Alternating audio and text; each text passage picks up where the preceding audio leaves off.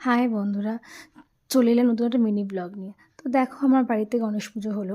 গণেশ পুজোর দিনকে বাড়িতে গণেশ পুজো হয়েছে, খুব ভালো লাগছিলো মনটা। আমার গণেশজি হচ্ছে প্রতিষ্ঠা করা গণেশ, আর গণেশজিকে পুজো করতে খুব ভালোই লাগে। তারপরে পুরোহিত দেখে ওরা নিজে আরতি করলো, সব কিছু যা যা যা করার ছিল সেটা করছিল।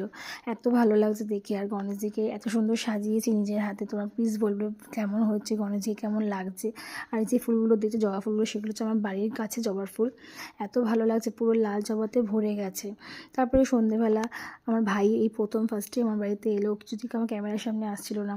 তারপর দেখো আমি সাজলাম, কেমন লাগছে প্লিজ আমাকে বলবি কিন্তু অবশ্যই কেমন লাগছে আমাকে সেজে। তারপর দেখো আমার একটা বোন, এই বোনটা এত লজ্জা পাচ্ছিলো যে ক্যামেরার দিকে আসতেই চাইছিল না। তারপরে একে একে সবাইকে দেখালাম, দেখো এই পুরো বিয়েটা ডলি দিই। তারপর দেখো আমি একটু দেখালাম নিজেকে কেমন লাগছে শাড়ি পরে। এটা আমার মা, ওটা ওই পাশ দিয়ে হচ্ছে বোন, ওখানে কাকিমা, ওখানে দীপ্তি আন্টি সব বসে রয়েছে, সবাই একে একে বসেছিল, খুব আনন্দ করছিল, খুব মজা।